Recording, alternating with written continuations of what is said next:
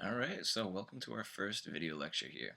We're going to be talking about a lot of math this year, and to make sure that we're both talking about the same thing, or speaking the same language, I want to make sure that we specifically define a few terms, and then we're going to use them, and that's going to be basically the essentials of this lesson. So first, what is an algebraic expression? Well, an algebraic expression is basically like a sentence in math. So I'm going to put that in quotation marks. It's like a sentence. It's any that's one or more terms just grouped together by various operations. So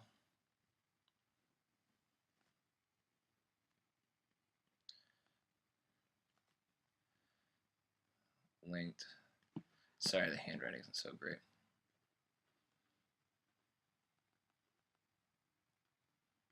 So I use two words here, operations and terms, which I have to define down here. Alright, so first, what is a variable? A variable is essentially an unknown. Alright, it stands for a number or a quantity, but we don't know what it is yet until we solve our equation or whatever. Also, I want to note here, an equation and an expression are slightly different. An equation has an equal sign where we can solve for an x. An expression doesn't necessarily have to equal something. So an expression could just be x plus 2. That's an expression. Whereas an equation would be x plus 2 equals 5. See the difference?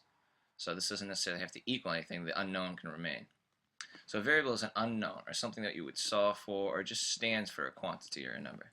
A term is just a basically the way to think of a term. It's anything that you could add, or you've ever heard the word like terms? All right, it could be something like 2x, it could be x, y, z squared, it could be 5. Each one of these is a single term. All right, if we were to add them or subtract them or do different operations to them, then that would be an expression. All right, a factor. This is an important one. This will be very important later in the year. A factor is something that multiplies into something larger. So if I have the number 10, the factors are 2 and 5. All right, because they multiply to give me something else. So a factor is something that multiplies into a term.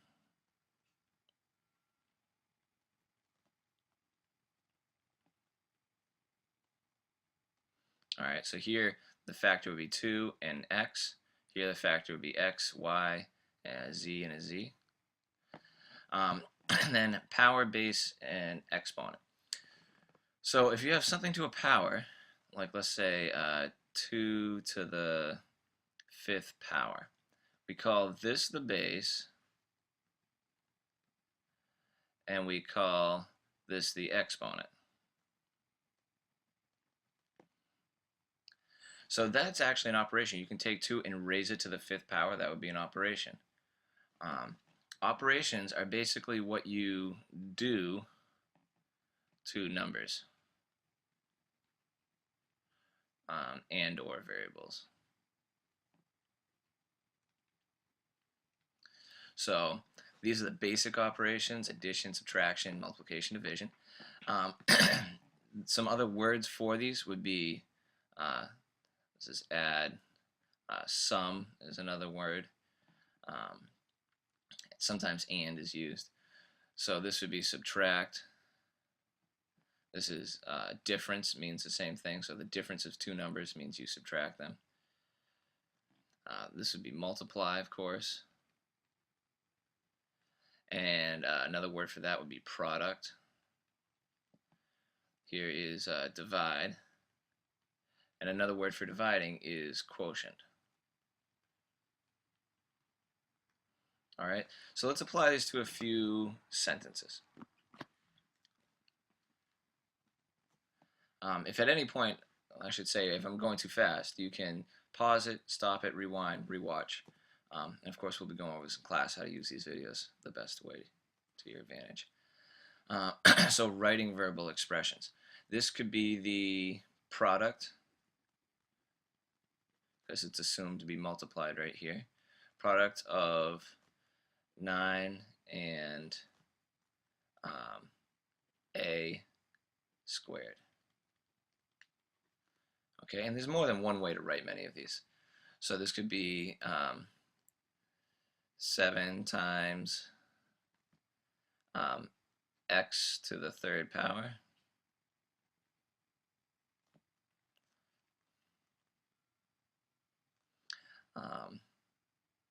minus 1. So I could write minus 1, or I could do 1 less than.